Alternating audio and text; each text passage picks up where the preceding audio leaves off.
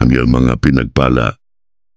Pinagpala ang mga taong walang inaasahan, kundi ang Diyos, sapagkat kabilang sila sa kaharian ng langit.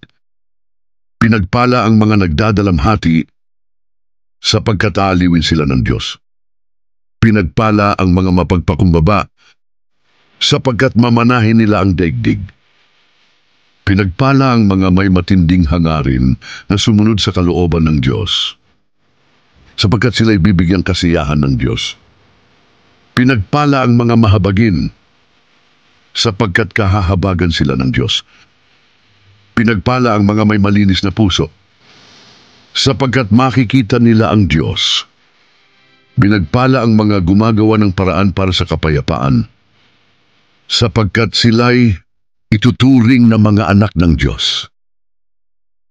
Pinagpala ang mga inuusig nang dahil sa kanilang pagsunod sa kalooban ng Diyos, sapagkat kabilang sila sa kaharian ng langit.